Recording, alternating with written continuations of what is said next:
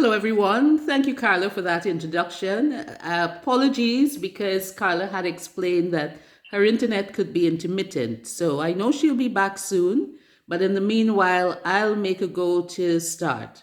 My name is Veronica Broomes, and can I just get a sign in the chat as to whether or not you're seeing my screen? And if you can hear me, I know you will be able to respond.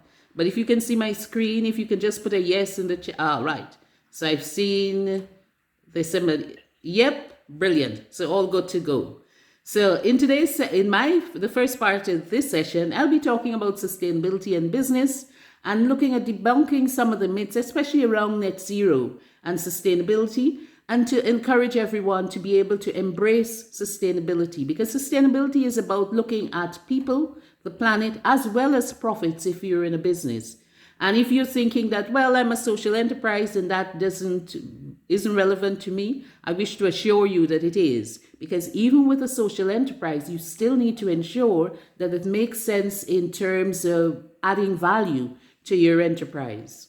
So my background has been in sustainability from the time of sustainable development. And whilst I also run a couple of businesses and I have worked in the area of research, I've been involved in looking at sustainability from the perspective of enterprise or business, as well as being a business owner for over 15 years. Now, my background also includes both science and legal studies, and a few years ago, I would have completed more than 75 audits for a small and medium enterprise organization or an organization that supported small and medium enterprises in the UK. So I come to today's session not only from the perspective of having the knowledge and experience, but also recognizing that there's some questions that business owners need to ask before they can decide what it is that they'd like to do. And it's very much about integrating sustainability rather than seeing it as an add-on. So the key aspects of today's session that I would love for you to take away is getting a grasp of some of the basics of sustainability and how to deal with some of the myths that you may hear about both sustainability and net zero and the reason why we need to debunk those. The second part of it, or one key takeaway I'd love you to have, is that you need to be able to embrace sustainability and recognize that it can enhance, it can improve your business, not only in terms of the financial perspective, but it can also lead to more innovation, whether that's a product or processes. And in the end, it can give you the edge in terms of competitiveness. So it can increase your competitiveness. And in closing, I will highlight the reasons or actions you can take to be able to unlock sustainability for business benefits. So I mentioned the first part being sustainability and net zero, and I'd love to be able to get some engagement from you. So Carla asked if you could have introduced yourselves or say a little bit about your business or which part of the world you're tuning in from. My ask this morning is for you to tell me what comes to mind when you hear the word sustainability. So I'll come to net zeros next, but let's begin with sustainability. When you hear that word or you read that word sustainability, what do you think of? Please, can we see some responses in the chat, please?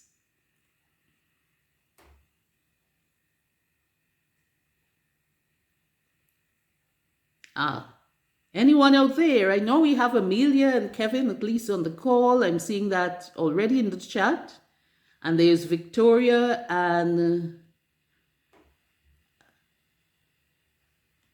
others. So can I see some messages in the chat as to what do you hear sustainability?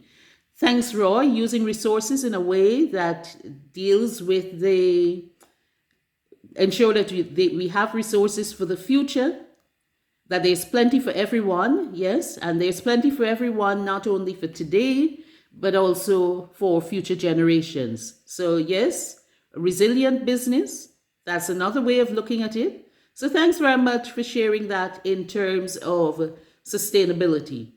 Green, yes, for many people, that's what they think of.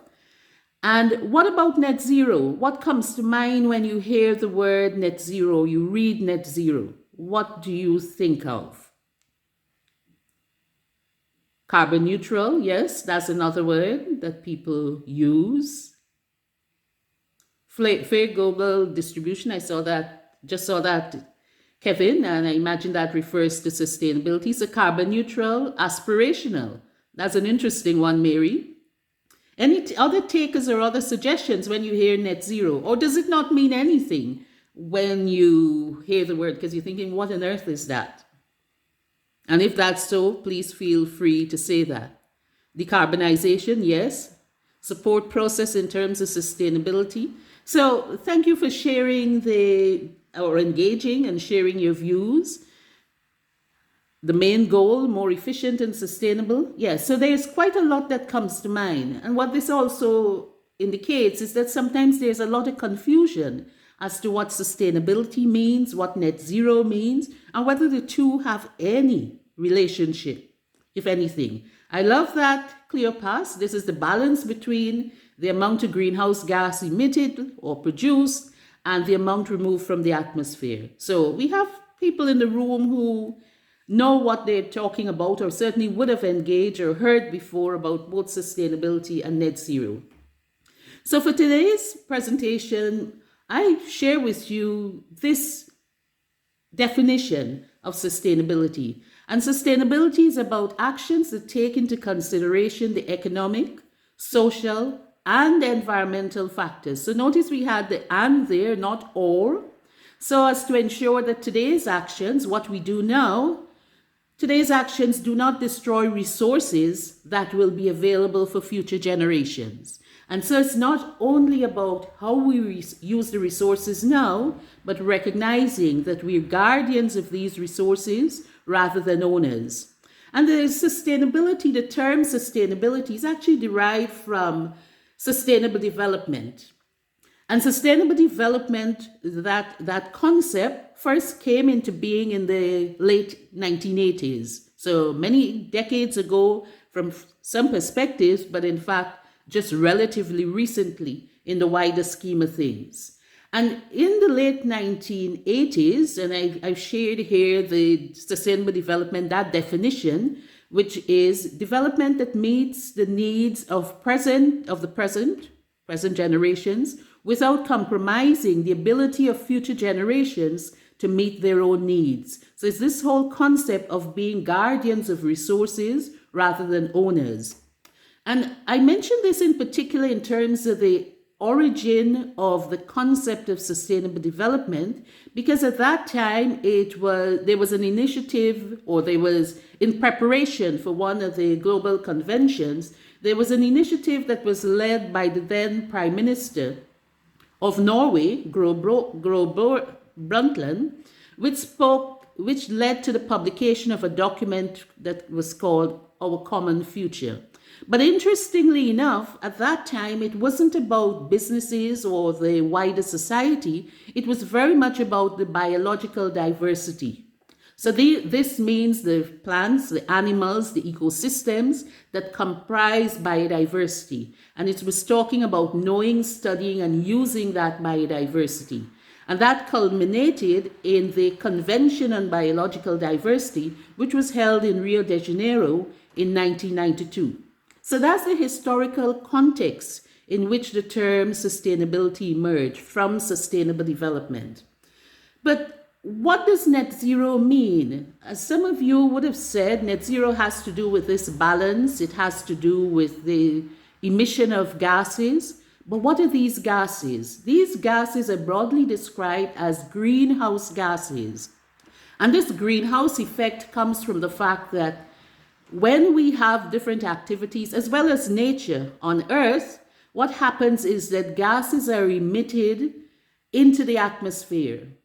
And because we have a protection, a layer above the atmosphere, above the Earth, that can either trap the gases or allow them to escape, it means that if we have too many of those gases not being released, it then creates this warming effect.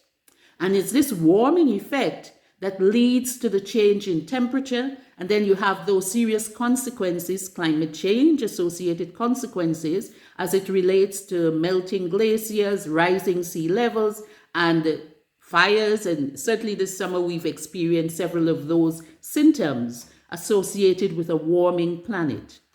So what are these greenhouse gases? The one that is in the highest amount is carbon dioxide. But after that, you also have methane, nitrous oxide, and CFCs, the chlorofluorocarbons. Now, interestingly enough, the carbon dioxide is the carbon emissions that we talk about. That comes from a range of activities that we do. So whether it be in agriculture or regular business activities, even this session that we're having that is using technology, is using the internet, we are using carbon as part of this process. Energy, renewable energy or fossil fuel energy, industry, buildings, transport, waste management, those are all aspects or all areas of life that the various greenhouse gases come from. So this net zero has to do with this concept where we need to be able to have this balance between the amount of the greenhouse gases that are emitted being absorbed. Now, you may think, well, how does that work? Net zero refers to reducing the greenhouse gases in the atmosphere to zero. And this is zero as looked at from the levels in 1990. So on the right of this screen, you'll see a diagram which shows that there is this increase in the amount of carbon dioxide in the atmosphere, the concentration of carbon dioxide in the atmosphere. And so it keeps going up, which means that we keep having more of it being trapped, and therefore the temperature rises. And so you may also have heard some of the discussions around this 1.5 degrees centigrade in terms of the warming. And if we can manage to stay below 1.5, we have better control over the negative consequences of global warming and the greenhouse gases. So in effect, what we need to do in terms of humans or businesses is to change our behavior in a way that would allow us to still do business and to be innovative and to have processes modified, but to do so in a way that we're not continuing to emit the large quantities, the large volumes of greenhouse gases, primarily, as I said, carbon dioxide being the largest of those. But what happens to the remaining gases? The remaining gases need to be reabsorbed, and so they're reabsorbed into waterways, water bodies, oceans, lakes, as well as in trees or forests. And this is where you get that term carbon sinks. Now, this is not a session about carbon literacy training, but it's useful for you to recognize some of these terms that are associated with this net zero. So net zero means that we're trying on the planet, different countries around the world, and our governments have signed up to these different global agreements which say that we're committed to taking action. So we need to act now in order to be able to lower the amount of greenhouse gases, and we also need to recognize that that has to do with climate change. Now, this has implications for us as business owners, business founders, and therefore it's helpful when we can understand how this fits in to what we're doing on a day-to-day basis. But there's several myths surrounding carbon neutrality, net zero, transition to net zero, in that many people believe that to arrive at net zero, you simply need to be able to use renewable energy and to have electric vehicles. And of course, that's very far from the truth because, as I said, even what we're doing now is a way we're emitting carbon emissions. So we need to be able to recognize that it's not about only specific actions that we take. Those are important, but we need to have a broader perspective. We need to take an overarching view of our various activities.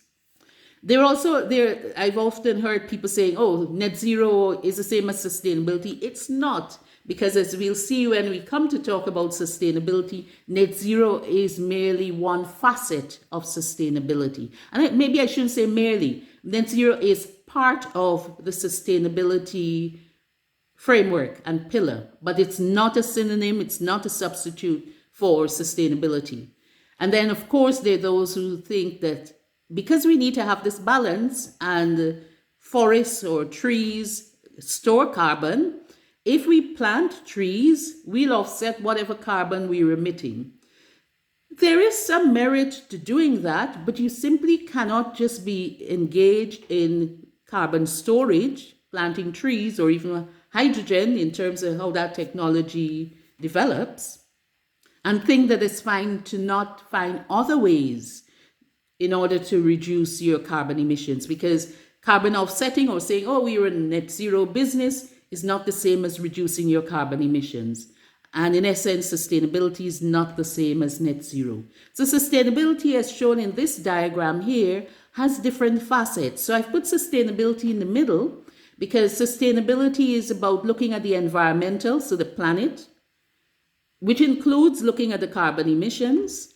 It has to do with the people, so the social part of it, whether the people we refer to as staff within our business or contractors or suppliers to our business, our customers, our clients, those are all the people aspects that we need to think about.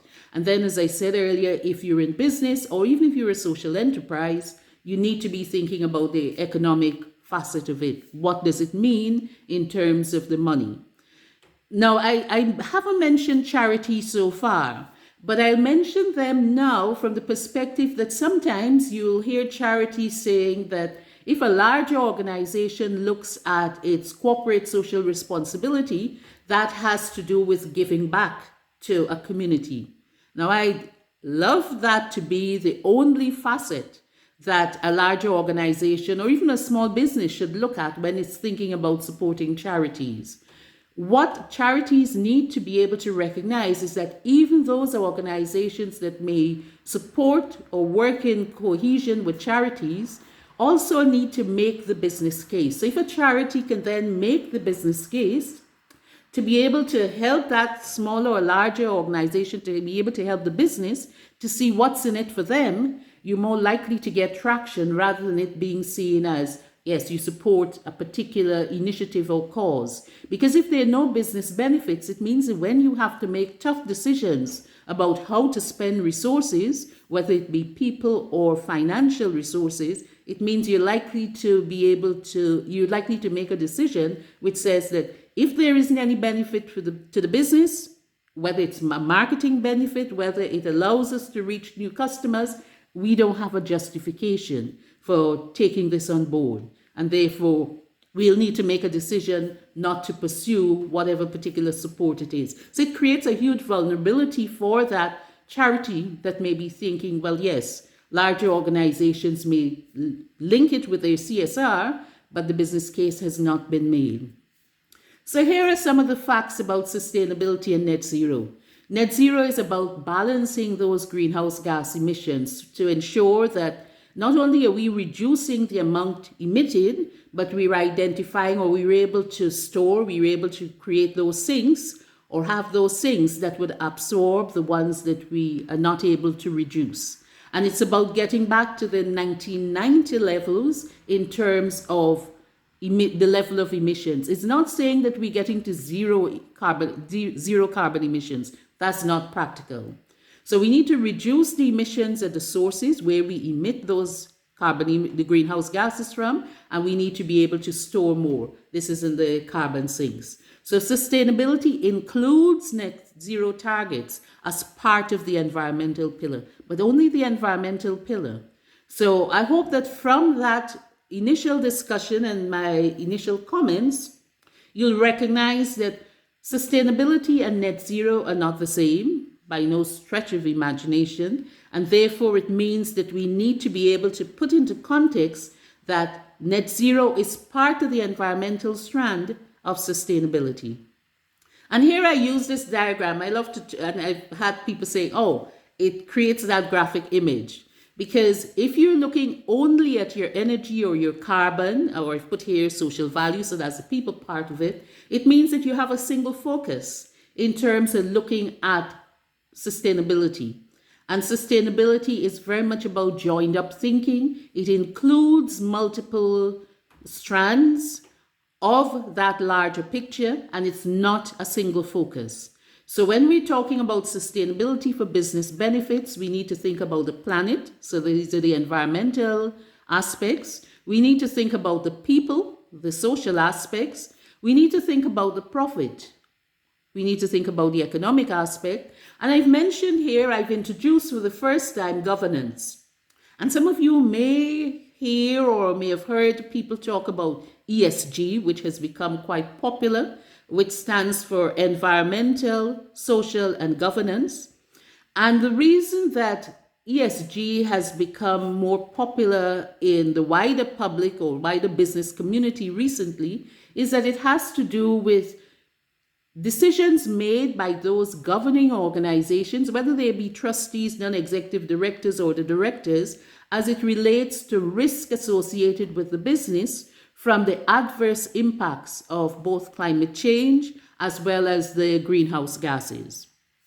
So if you're in a business, let's say, for example, you have pensions that are invested in buildings, and those buildings may be energy inefficient, meaning that in order to improve efficiency and to get the return, whether the return is when you sell it or the return is for lease or rental, that income, if you need to improve that property, it will cost you a lot of money. And if the cost of improving that property to make it more energy efficient and therefore more attractive or appealing to those who are either buying it or using it longer term, it means that you need to be able to have the money to do that. And if the cost of improving energy efficiency is much higher than the value of the property, it means that your pensions are at risk.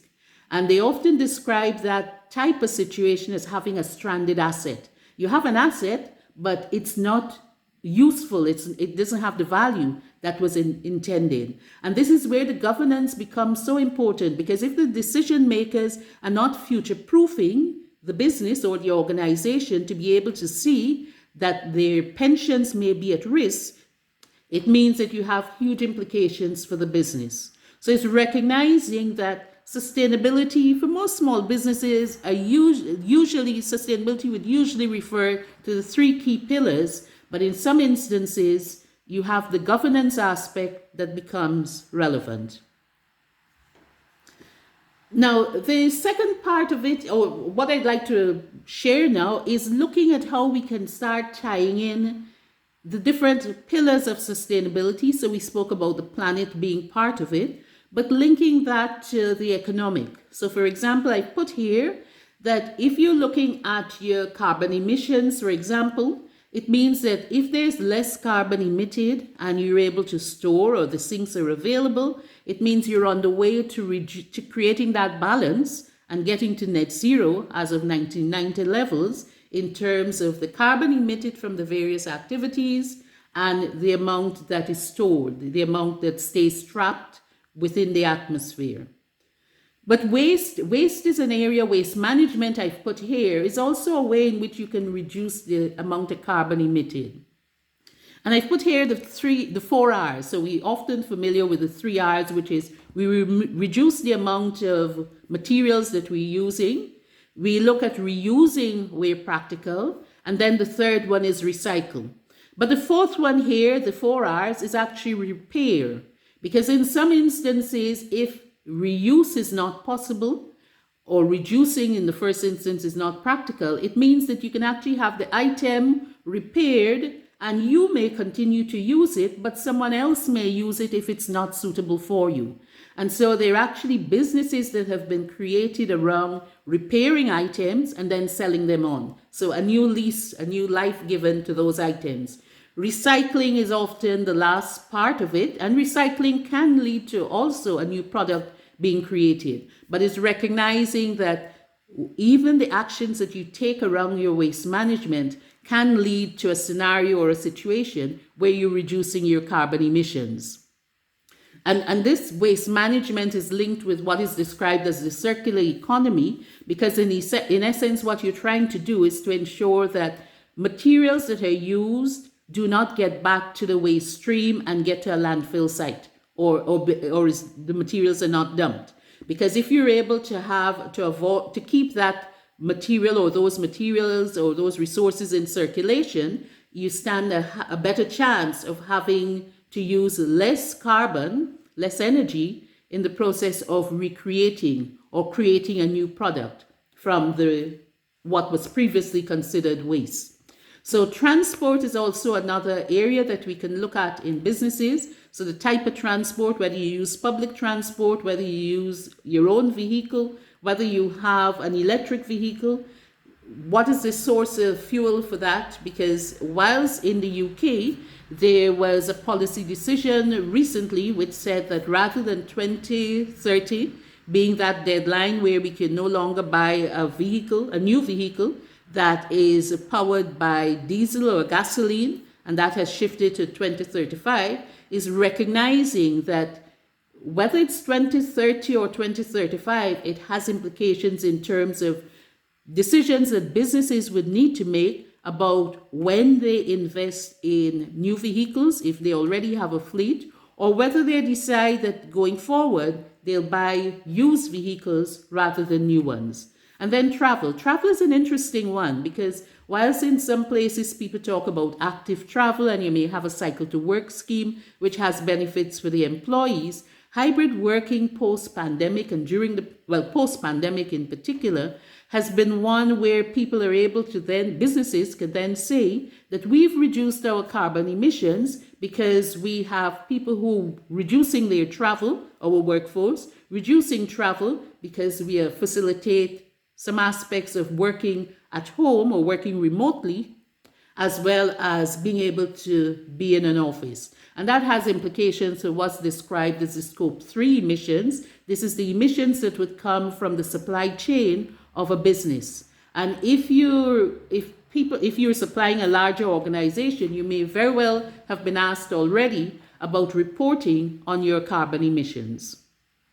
So I put here this note which says gains, and it's so that you can recognize that even the actions that are taken around that environmental strand would have economic benefits. And so it's not about seeing it in a siloed way, but it's recognizing the interrelationship between the two. I'll just pause here to see what's happening in the chat because I noticed that there are a few comments. I hope that you're still hearing me. So this was Carla sharing information. Brilliant. So I'll then go on to talking about some of the social gains. So from a social perspective, and I said social is about people, this is recognizing that if you look at the people in your organization, you want to ensure that once they're qualified, once they're talented, once they're experienced, you're able to retain those people to work in your organization for the benefit of your business. But you also need to recognize that you want to attract new talent. And just recently, and this is from someone who's been in the world of work for more than 30 years, that person pointed out that, we were in conversation and the person was saying that one of their key questions that they asked at an interview for a job that they've had for less than 2 years was a question about what is this business, what is this company doing about sustainability, because that mattered. And the reason I mentioned the length of time that the person had been in the world of work is the fact that often we hear that talent attraction, to attract new talent, especially Generation Z or Generation Z, as people may say, is that they ask about sustainability. They want to know that they're working for a business that cares not only about profit, the single bottom line, but is concerned about the people as well as the planet. Now, in terms of your suppliers, you want to have a sense as to what your suppliers are doing. Because if you have a supply chain that is not looking to reduce carbon emissions, you can find yourself in a situation where your suppliers are no longer as available and the products that you may be looking for or the services are not available because your supply chain or the businesses that you have in your supply chain are not businesses that are resilient enough to be able to reduce their carbon emissions, as well as they're thinking about the planet and the people that work in them. And this has particular implications for businesses, if as a small business you're supplying in the UK, a larger organization that turns over more than £36 million annually. Because what that larger organization needs to do, it has an obligation to report to the Home Office about modern slavery within their supply chain. And so a few years ago, I had a client who was puzzled as to why one of her customers asked her about modern slavery. This was a commercial cleaning business, and the business subsequently did a sustainability audit with us, but they just could not understand why they had been asked a question about modern slavery, because they're thinking, yeah, we pay our people, but no explanation had been given by the larger organization as to why they asked that question. What looking at the people would allow you to also do is to not only bring in new talent to continue working in your business with the established ways of working, but it also would allow you to innovate, whether that innovation be by way of new design to ensure that you're reducing the waste, or whether it's new processes that help you to be more productive as well as more profitable. And one of the other positive benefits that I would like to highlight about looking at the social aspect of it, the people, is that it opens a wider potential, wider possibilities in terms of markets that you can access. Because just as how I mentioned some of the larger organizations asking those questions, their customers and their clients who need to be reassured that they're dealing with businesses that resonate with their values and the requirements, the obligations that they have. And therefore, it can then also position you to work with particular segments of the market that may very well open new revenue streams. So from the people perspective, when you're looking at monetizing that or demonstrating the benefits to your business, you need to recognize that there are huge savings that can be made in terms of recruitment, whether that's the time taken to recruit or the cost of recruitment, because you're retaining staff for a longer period, and you're able to attract talent as well. So you have a pool of people who are willing to work with you or to work in your business because they feel that your business is not only about that single bottom line, but it recognizes that it needs to consider the planet as well as the people. So there are possibilities to not only reduce the costs, but possibilities to have new revenue streams from looking at the social aspects of what you do in your business as it relates to sustainability. And this diagram, or the diagram there, was a reminder that sustainability is not about a single strand. It has these different facets. So what actions can you take? What can you do to actually unlock the potential that the business does? And here I've defined what you can do to unlock the business benefits.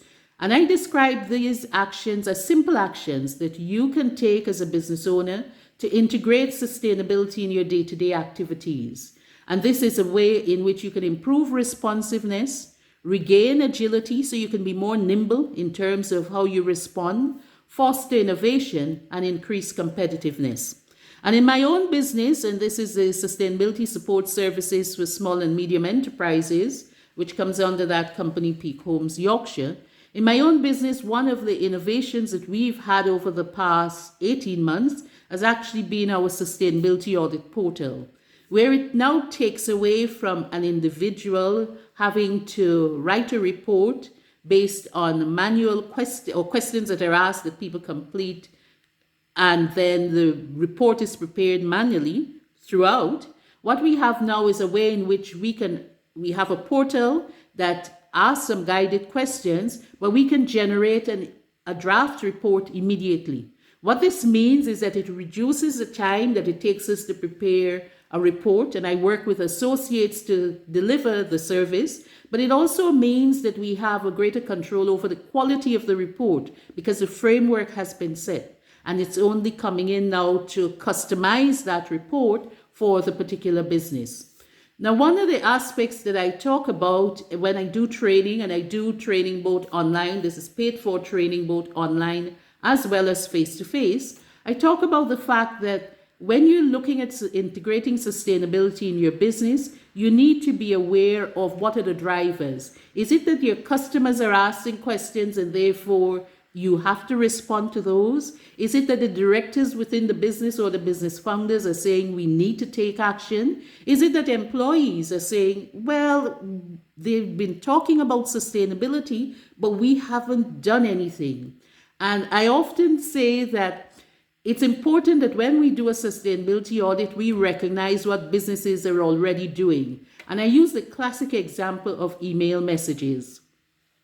Many years ago, and I don't know if there's anyone else on this call who's been in the world of work that long, but maybe there are a few people, where if you received an email message on a computer, this was the novelty of computers in the workplace, you would print that email message and you put it in a file, a document, a folder, and then you put it in a physical space, which was called a filing cabinet. So it meant that a lot of paper was used to create that storage, that physical storage space, not in the cloud. Yes, the cloud does use energy, but it's in a different way. A lot of ink or printed cartridges had to be consumed in order for that to happen. But that is not the way that we do business now in terms of sharing information and storing information. Now, what that has meant is that over the years, businesses have saved thousands, if not tens and hundreds of thousands on their stationery bill. And their stationery bills, those saving on the stationery bills, means that there was more money available for other activities in the business. Whether that was money that could have been used to provide better facilities for staff employed, whether it would have delivered a higher return to the owners, the founders, the shareholders, or whether it was used to be able to create a new product or invest in research in the business, it meant that that was money that was no longer spent